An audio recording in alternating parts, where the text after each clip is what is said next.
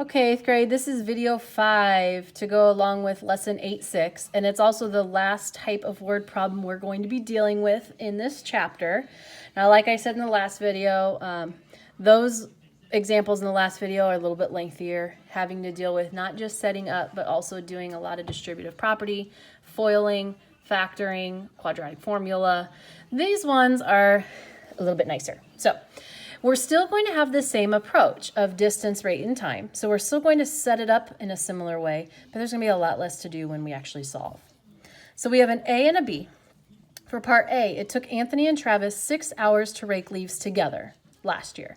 The previous year, it took Travis 10 hours to do it alone. How long will it take Anthony if he rakes by himself this year? So this is what a lot of people call a work problem. Distance, rate, and time goes into play with a work problem. But we know that we want to combine Travis and Anthony's rates to see how long it would take one or the other or both. In this particular case, we want to find what Anthony's individual rate is. But we know that Travis's rate plus Anthony's rate gives us our combined rate. So those are our three pieces as far as like our three fractions go. Now, what goes in the numerator, what goes in the denominator?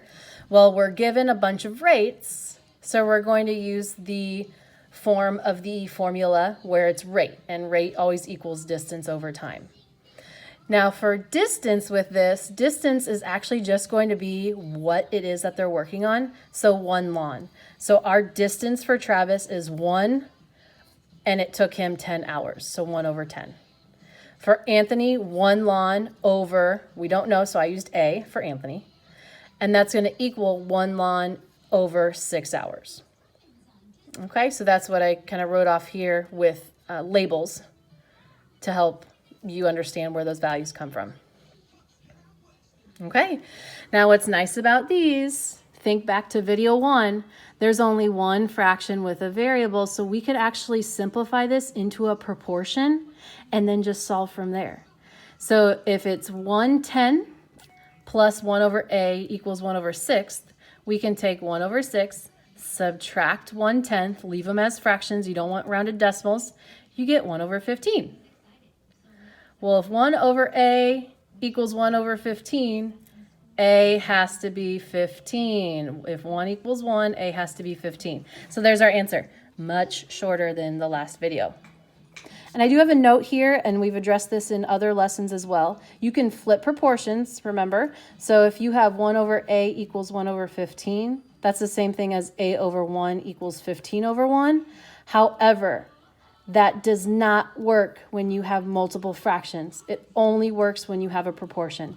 So we cannot take this here and flip it.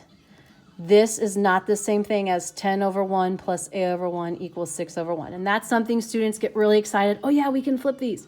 But you can only flip proportions. And proportions are fraction equal fraction. So you have to simplify before you do any quote unquote flipping. Okay, so now for part B. And no, these don't really get too much more complex than this, other than you might need to cross multiply. So for 5B, Noah and Owen paint houses together. If Noah can paint a particular house in 6 days and Owen can paint the same house in 5 days, how long would it take the two of them to work together? So we have Noah's rate plus Owen's rate for the combined rate. So it's going to have the same exact setup as part A. Using rate, it's always the distance divided by time.